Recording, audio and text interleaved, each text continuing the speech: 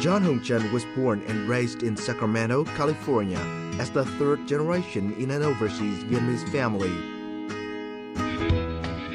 Yet, this psychology major from UC Berkeley knew little of his origins or Vietnam until a study abroad trip in 2010 brought him to Hanoi and officially piqued his curiosity.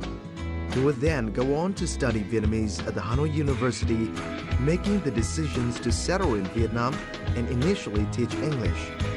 In 2012, his 80-day journey across Vietnam, completely penniless, grabbed the attention of media far and wide.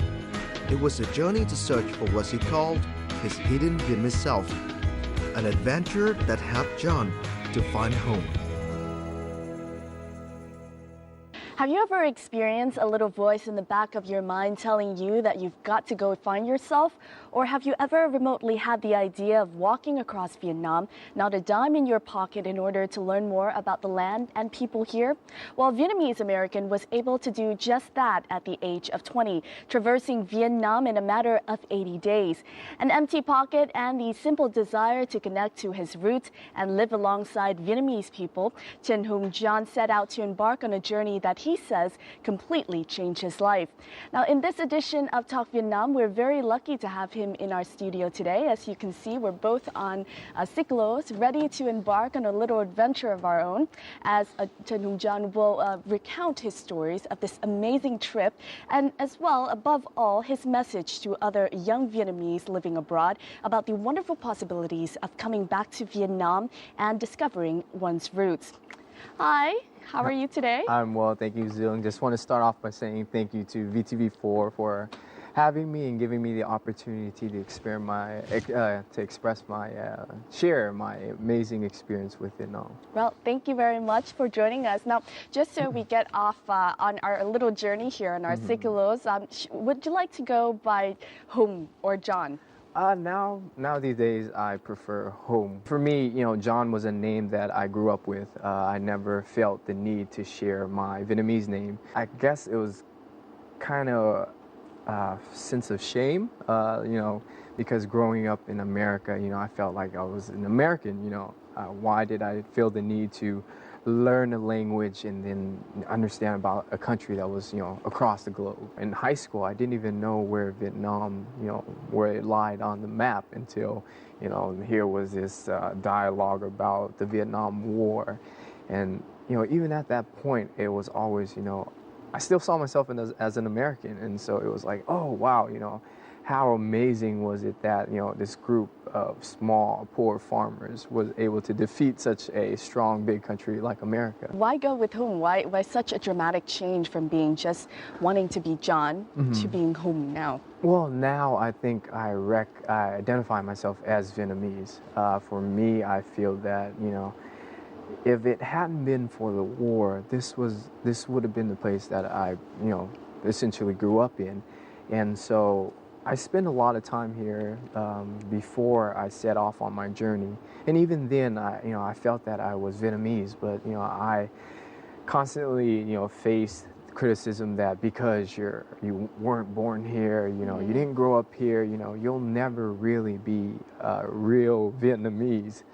And, it got me thinking. I was frustrated. A lot of times I wanted to physically hurt the other person.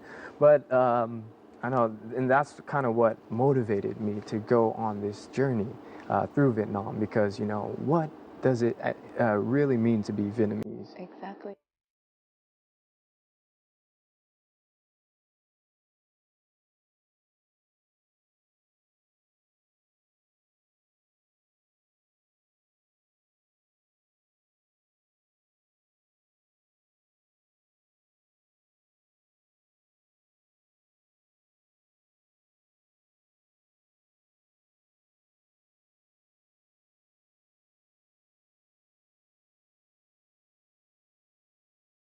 Let's begin at the very beginning. Sure. When did you first come back to Vietnam, and what made you initially want to go and learn Vietnamese? Oh, sure. So in 2010 is when I first took step into Vietnam.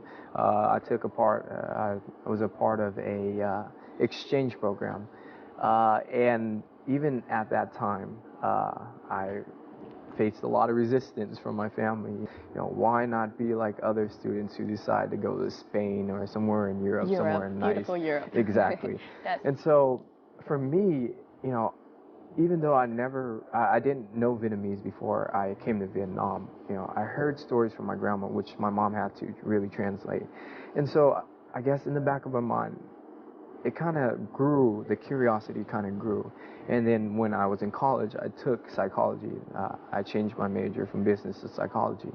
And when I really started to, dive deep into psychology, really start to self-analyze myself, I felt that it was important to understand where I came from. If I was to know where I was going to end up. Exactly. Right. So this program happened back in college, and tell us about the first days, kind of coming back to Vietnam. Culture shock. To say the least, it was extremely hot because I got a lot of people jabbing in my ear about Vietnam's like this and that. And naturally I was afraid. I remember I had 2 pieces of luggage and a backpack, and I clutched it like it was, like I was holding on to dear life. Everywhere I looked, I was worried that this guy that walked past me, he was gonna come and rob me or something like that. And it really did affect my overall experience. If I would have opened up sooner, I would have been able to experience more. And so it took a while. I would say about a month into the program where I kind of just had to force myself to get outside my comfort zone.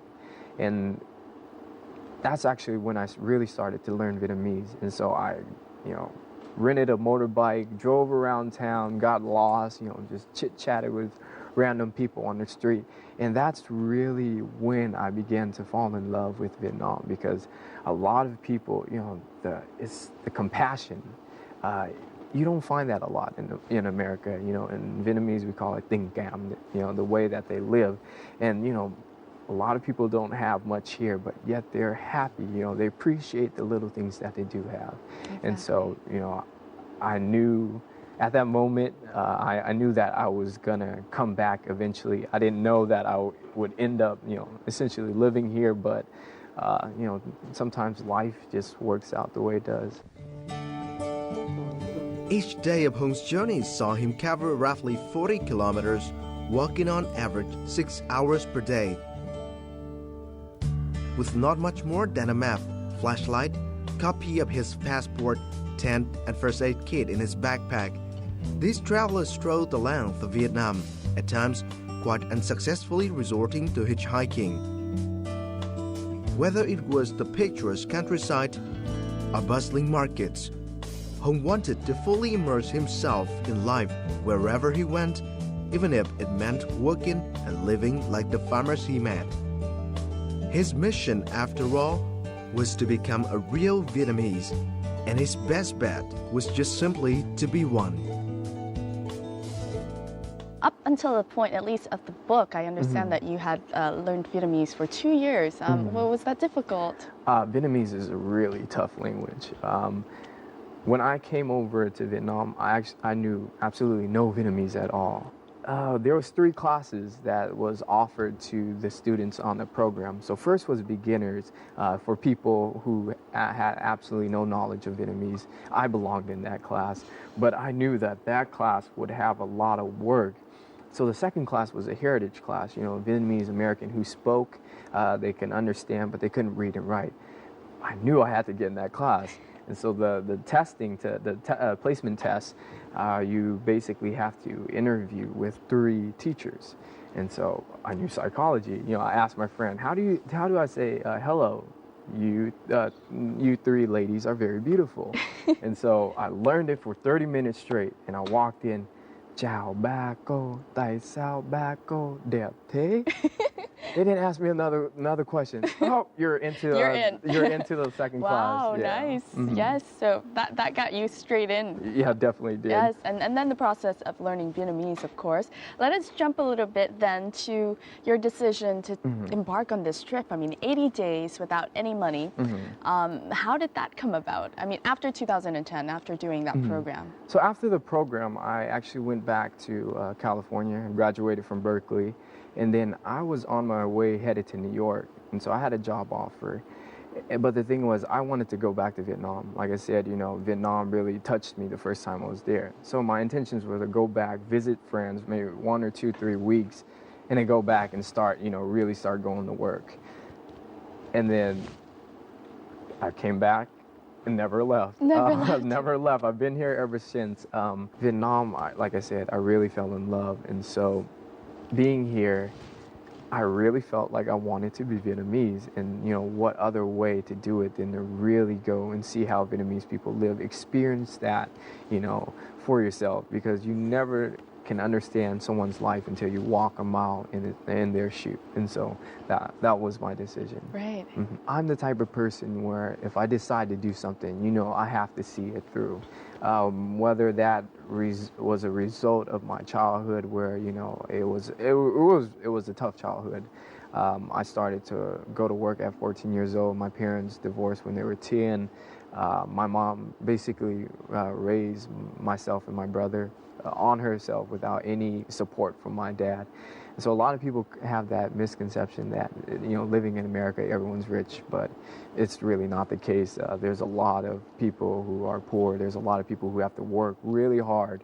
And so maybe that was something that helped me build character when I was young. And so, you know, when I decided that I needed this journey, you know, to kind of not only, I wouldn't say to validate myself, but to understand kind of where I came from, so I know, you know, in the future where I'm headed. And so I decided, you know, this was necessary, and I left.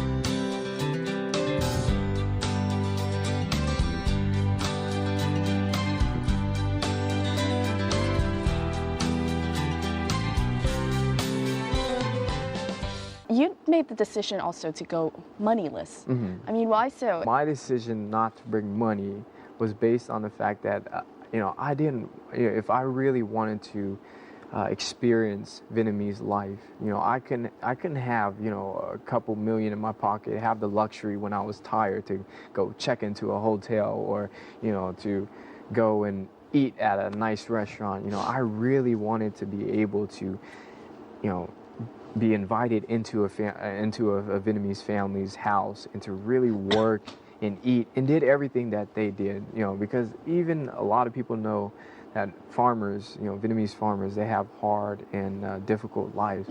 But hard and difficult in what sense? It's very general. Exactly. So you really have to experience their life and do exactly what they had to do to really understand, you know, what they go through. And, you know, telling you now, it's a really, really, really difficult life. In terms of walking, though, you could have chosen to go perhaps by bike. A lot of people bike across Vietnam now. They also motorbike. Why did you choose to kind of focus more on walking and relying on hitchhiking? The whole purpose of walking, you know, my purpose wasn't to walk the entire length of Vietnam, but walking really slows everything down. And I had the opportunity to really, you know, engage people and talk to people, you know, because if you're going by on a motorbike or even a bike, you know, people don't have the chance to say, hey, where are you going? But they see some guy carrying, you know, a big blue backpack walking in the middle of summer. They say, hey, what are you doing? So you know, it's really a psychological tool as well. It helped me because, you know, a lot of people, you know, they came up to me and, you know, started, you know, conversing. So it wasn't a lot of time. It wasn't me going up to them saying, hello, hi, how are you doing? It was a lot of time. It was, hey, what are you doing out here? And then, you know, a few exchanges, and then, hey, you know, you can come back to my house. We can have dinner and lunch and things like that. And so a lot of time people offered, you know, their home, their food, instead of me asking, you know, for that. Yes, and you just answered my next question, because I was going to ask you about accommodation and kind of being able to find a place every day. I mean, a lot of people were doubtful that you wouldn't even find one day. But you ended up finding accommodation for every single day of your 80-day trip. Besides people coming up to you, I mean, did you have difficulty at first kind of coming up to people and say, hey, can I stay at your place tonight? I mean, it definitely is a weird question to ask a stranger. And so when I started the trip, I was really hesitant. So the first day, you know, I didn't get a place till really when the sun started to go down. And the one rule, the biggest rule I probably had was, you know, you needed to find a place before it got dark because, you know, it's dangerous. But after I met this farmer in Taiping, and he, you know, let me stay at his place, it really boosted my confidence. But, you know, in the back of my mind, I already knew how Vietnamese people were, especially out in the countryside. You just need to go out there and they will offer their food, their water, their alcohol, and from time to time they'll offer their daughter, but that's another story. But yeah, I mean, Vietnamese people are very hospitable, and you only need to take a small trip out to the countryside to see that. Yes. Hello everyone, I'm here in Minh Long Commune in Thanh Hóa province. I'm here to visit Xuân. I haven't seen her for about a year. Her mom brought me here. She doesn't know I'm here. She's currently here at the local community center receiving a prize for disadvantaged students overcoming all odds to study well and get good grades. So we're going to go in and surprise her.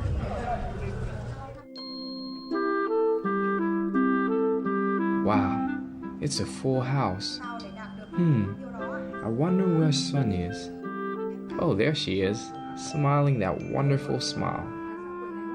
And if I just maneuver around the back here. There. It's so great to see Sun again, especially happy amongst her friends. She's just as I remember her, still very shy, especially in front of people.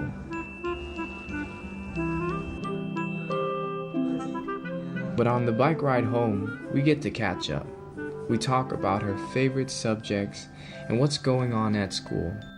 I'm really happy that I can be like an older brother to her, somebody she can share with. Nghĩ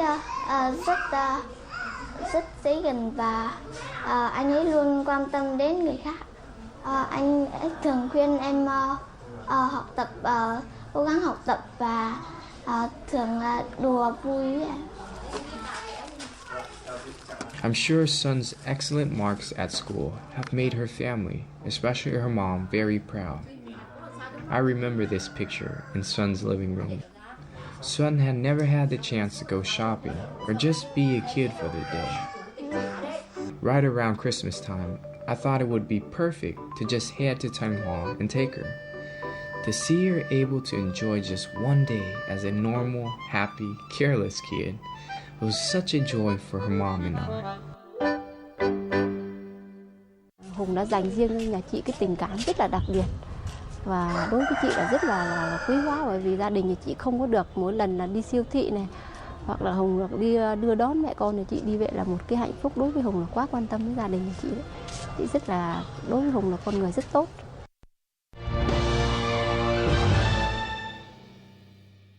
Now, in the previous report, we just got a chance to learn more about one of the girls that you met. She's a 12-year-old, and her name is Xuân. Can you tell us a little bit about the circumstances in which you met with Xuân and her family? Sure. So Xuân, I actually met before the trip.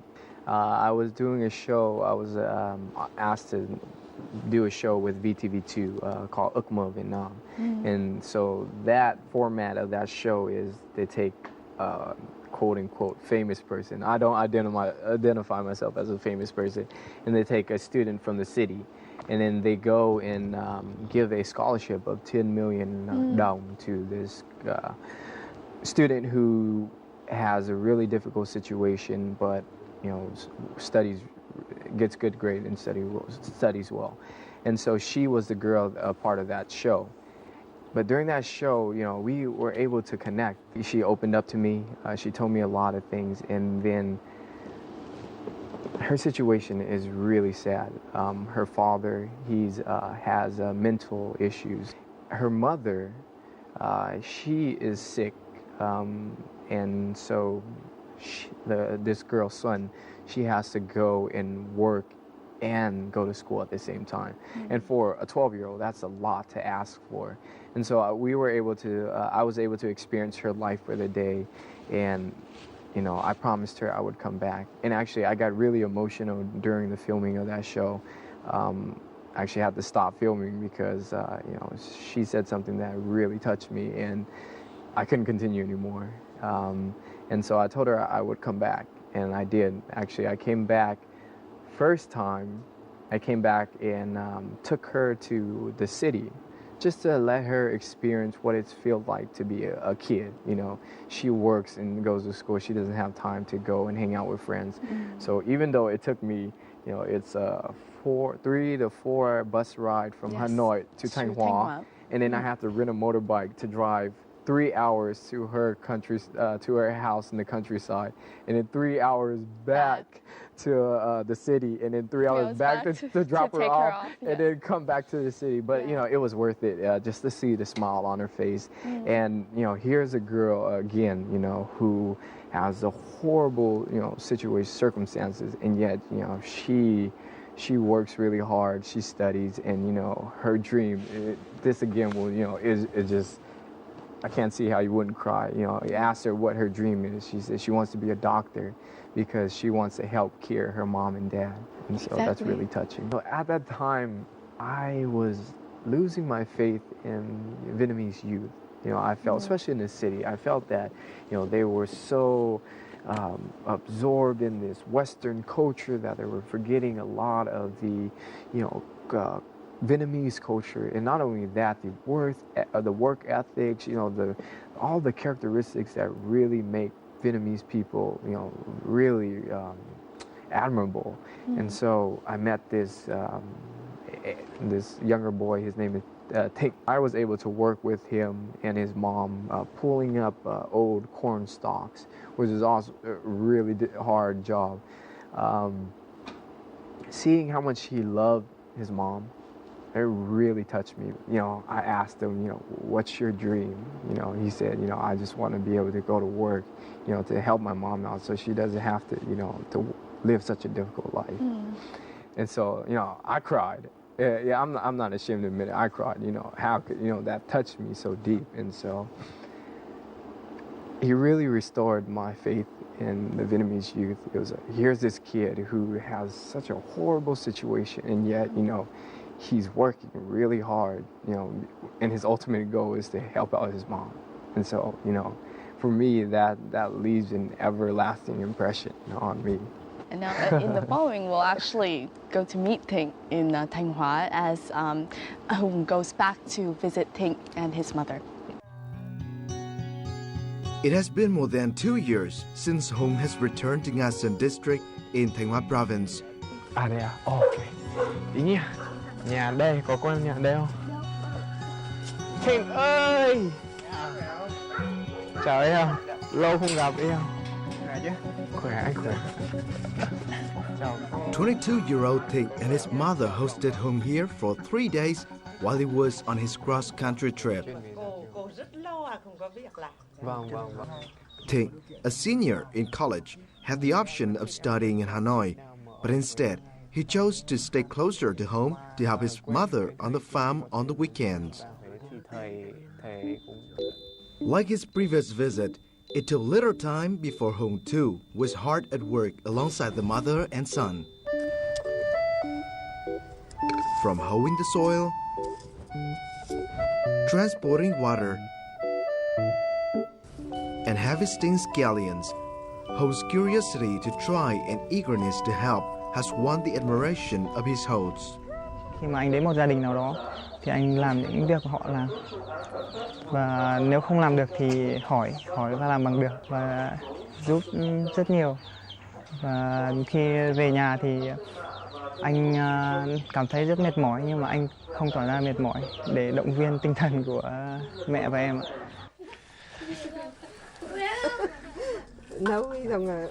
It is during these times that Hùng learns the struggles Thịnh family go beyond efforts to make ends meet in the long hours toiling away in the fields. Having lost his father at 15, Thing is now constantly worrying about his mother's failing health and rising medical bills. He has found in home someone to simply talk to. Thịnh thì đã thiếu vật chất lại thiếu cả tình cảm. Nhưng mà khi gặp được anh Hùng là coi là như là một người anh trai, động viên Thịnh là cố gắng vươn lên. Em thì tới đích thì em sẽ thay đổi được cuộc sống và giúp đỡ cho mẹ một phần cực khổ lớn lao đấy. Thì tôi rất cảm ơn anh Hùng. Nhiều lúc em vẫn có những cái suy nghĩ rất là tiêu cực khi mà mình gặp phải những cái khó khăn trong cuộc sống cũng như là khi đi học. Nhưng mà sau khi anh về đây nghe anh tâm sự gì của mình là mình sẽ sẵn sàng và tiếp tục phấn đấu tiếp ạ. Và nếu có điều kiện thì mình cũng làm thay đổi tư duy của người khác và có thể giúp người khác, tại vì em cũng là một người đã được anh giúp để thay đổi cái suy nghĩ của mình. A day wraps up like any other on Home's trip, with him jotting down his thoughts of the day. Working alongside this family has shown him firsthand the hardships faced by Vietnamese farmers. But above all, meeting Thịnh and his mother has given Home hope that despite the many difficulties, the immensity and motivation of love will still shine through.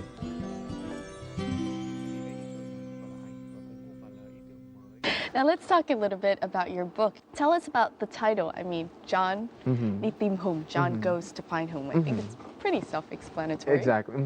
Yeah, so a lot of Vietnamese people ask me that, why is it John đi tìm Hùng? And so who's John, who's Hùng? And so I explained to him, from as long as I can remember, I always identified myself as an American. I didn't know anything about New Year's. I only knew that we got money in the red envelopes. I didn't know any Vietnamese. And so, that portion of my life, I was John. And then my return home to Vietnam. And I really feel that I belong here because in my mind, I keep going over and over that if it wasn't for the war, I would have grew up here. And so going on this journey, understanding Vietnam, what makes up Vietnam, how is the Vietnamese people, that's finding home. So the journey was about finding, it's a self-discovery journey, but it's also understanding more about Vietnam, and also in this, in the broader picture, where do I fit in Vietnam? If I've decided to live in Vietnam, how can I impact Vietnam? How can I help to make Vietnam a better place? Right. In terms of writing the book, I mean, how long did it take you to write the book? It took me 6 months. And actually, I didn't decide to write the book, before I went on the journey. I had a journal, just, personal news. Actually, I kept a blog.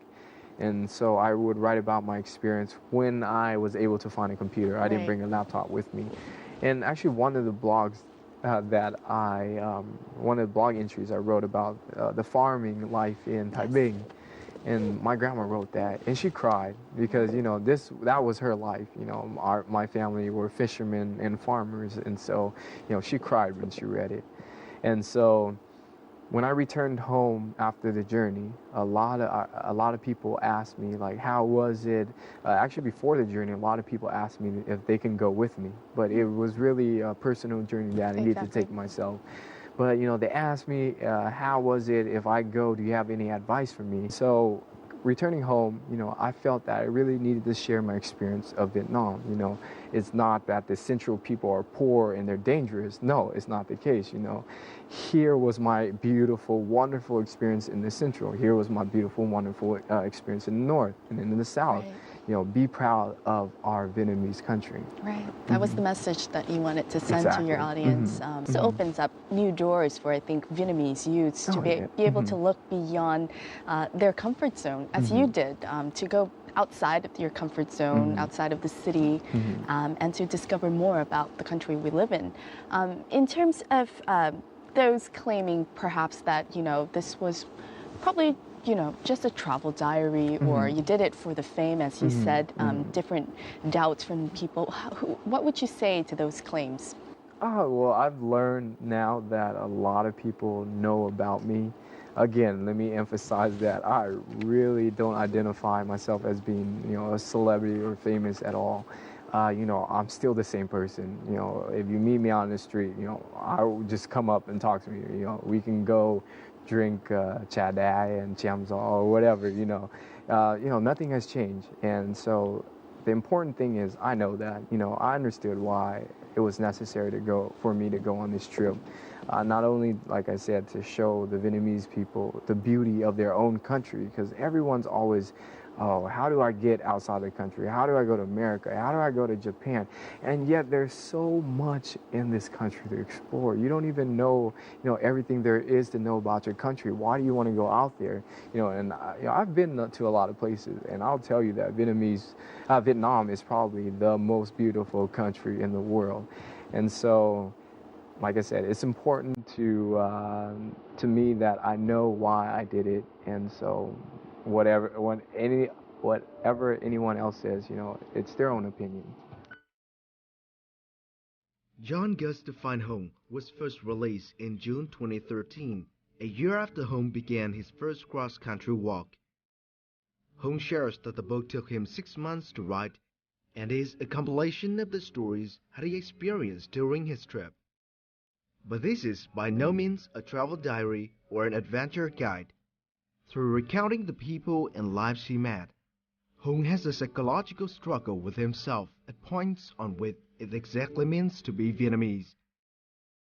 As he balances between the myths and stories he hears on his trip, Hong paints for audiences, particularly overseas Vietnamese youth like himself, a diverse montage of Vietnam between beautiful scenery and hectic street life, rural and urban, young and old, past, present, and future.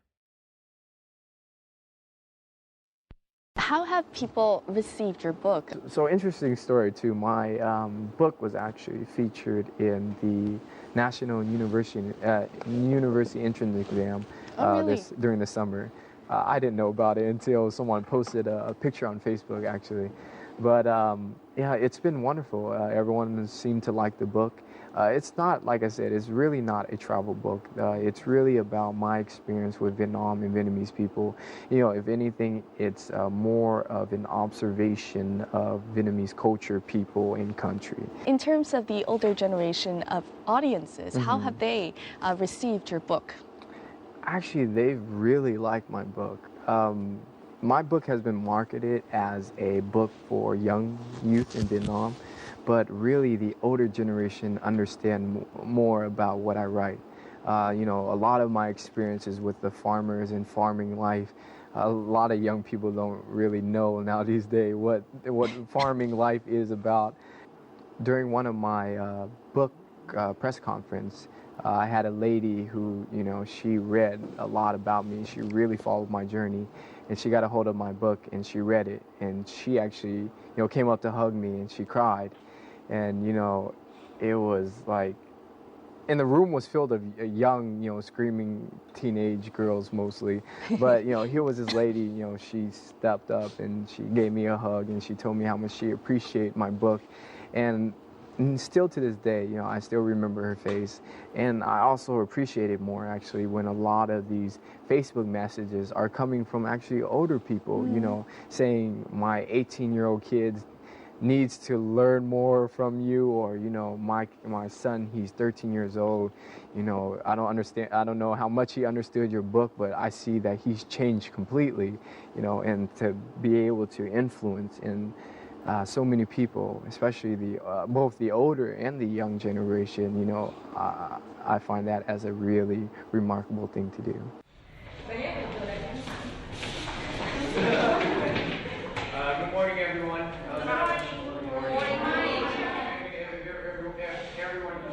Ấn tượng đầu tiên của em về thầy Hùng là rất là trẻ, hai là cũng đẹp trai. Lần đầu tiên thầy vào lớp bọn em thì cũng rất là vui vẻ.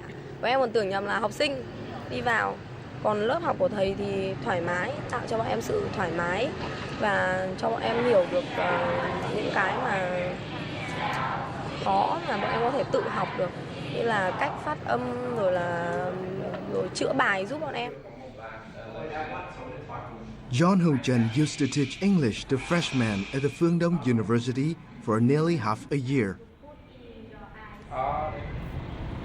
That experience helped him understand more about Vietnamese youth.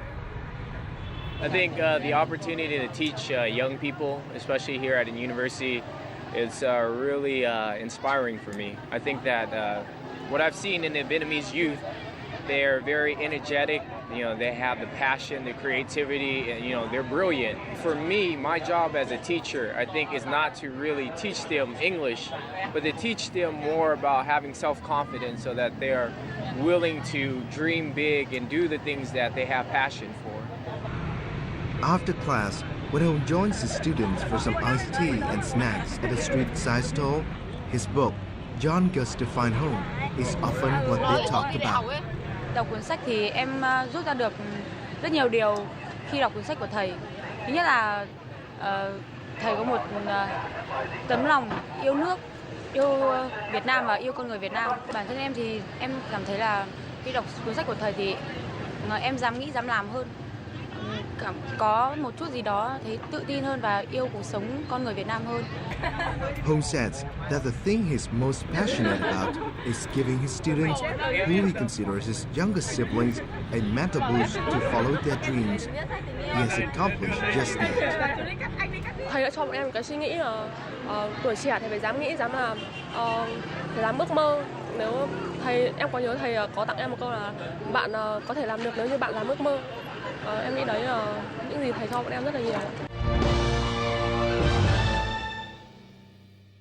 Now, I know that you've had a chance to teach at a private university here in Hanoi, and throughout your trip, like with Thịnh and with Xuân and with the different people you've met, you've had a lot of chances to live alongside and work with Vietnamese youth. What are your impressions of them? Oh, they're amazing. I think that Vietnamese youth, they are very creative, very innovative, very, very bright. It's just that they're being held back by society and their family. I find that now a lot of Vietnamese people, you know, they think that there's only one way to success, but that's never the case. They, you know, find a career or study things that will make you money. So now everyone's running after, you know, business degrees, finance degree. But in my mind, and just me, you know, you can just use my story as an example. You know, you have to find your own road. Everyone, I believe everyone is destined to have their own road to follow. And so to be able to do that, you really have to experience a lot. You have to be able to, you know, live life day to day and not just to utilize all the things that you study in books, because books in reality are completely two different things altogether. And so I think that if we can break free from that barrier, you know, that society and family is holding back the kids, and really to let them loose, I feel that, you know, Vietnam, especially the youth, can do a lot of amazing things. And, you know, I encourage every opportunity I get to speak, you know, with my students, I tell them, you know, I understand that you're being pressured every day to, you know, study this and to do that, but you know, you have to appreciate what your parents did for you. You know, you have to, you know, love and respect them. But, you know, it's your life. You know, to really be happy and successful, you have to find what you're meant to do. And so I feel that if they had the opportunity, they would do some incredible things in Vietnam. How about the generation of Vietnamese, like in your generation, in the States? How do they perceive Vietnam? Do you know much of how they're doing, kind of that second or third generation of Vietnamese living abroad? I said they probably in the same boat I was back then. You know, very limited knowledge of Vietnam. The misconceptions that, you know, their parents and other Vietnamese people are feeding them. And so now I feel that a lot just identify themselves as an American. There's no need to understand why is it that I'm Vietnamese, where did I come from? And I think that's really dangerous. I think that, you know, you lose a lot of the culture. And the thing is, there's a lot of bright Vietnamese American and a lot of people that go overseas. And I feel that if they came back, they can contribute a lot to the country. And yet because of, you know, all that fear and that misconception, you know, they're not having the opportunity to go back and understand if this is potentially the place for me, because a lot of times, you know, you need to be there to see the smell, to really experience Vietnam, and who knows, you can fall in love, but you know, you have to give that an opportunity. So I feel that a lot of people, Vietnamese American my age, I definitely encourage them to come back, you know, spend a couple weeks or maybe a month, I say a year, 2 years, who knows, but you know, to really understand where you came from, you know, because it will really help solve a lot of issues and to have a clear picture of where, you know, where your road is destined for you to go. Exactly.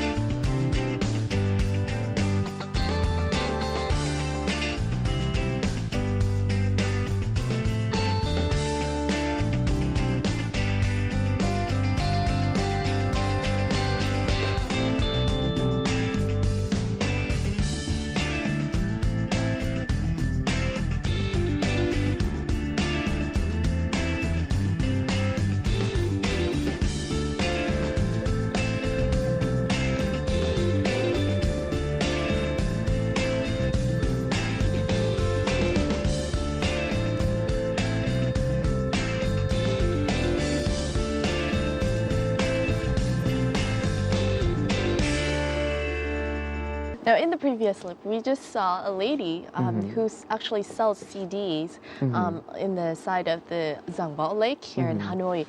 Can you tell us about the day that you spent with her? Yes. And just decided to kind of give her a day out. Sure. So actually, I got the idea watching a video on YouTube. And I said, you know, hey, this is a great idea, you know. A lot of Vietnamese, and I wanted to pick a Vietnamese woman too because of my admiration for Vietnamese women. And so I realized that a lot of these women, they work hard, really hard, and they don't have time for themselves. You know, they're working to find money, and they go home, and they have to worry about the kids, worry about the house, and this and that. And so, you know, in the back of my mind, why not give some lady the opportunity to just, you know, have fun for the day?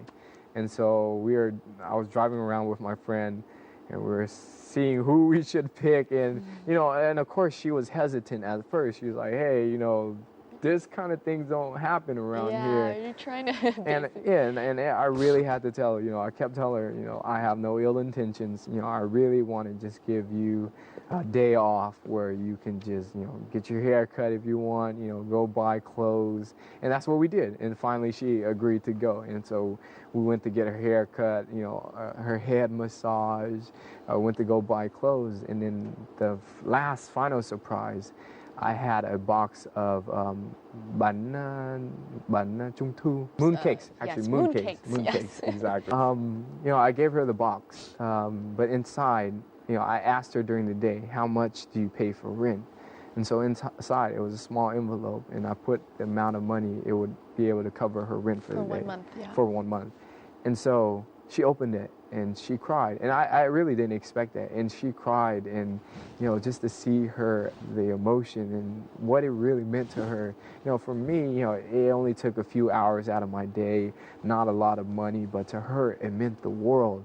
And so, you know, I really wanted people to see that because I felt that, you know, we as people can always help others. And so, you know, especially if it doesn't take a lot of time and a lot of money, and hopefully that kindness can spread. Thank you very much, Hung, for joining us and sharing your very heartwarming and inspiring stories. I mean, not only for me, but I think for a lot of Vietnamese youths and people out there. It's wonderful to see that you've really kind of lived up to the very last sentence in your book, which is Hung has finally, at last, come home. Exactly. And the very best of luck. Thank you very much. Thank you very much. And that is it for our edition of Talk Vietnam this time. I hope the stories of whom have inspired you not only to look at yourself and find who it is that you really are, but perhaps maybe one day just pick up the bags and go and discover the beautiful country that we live here in Vietnam.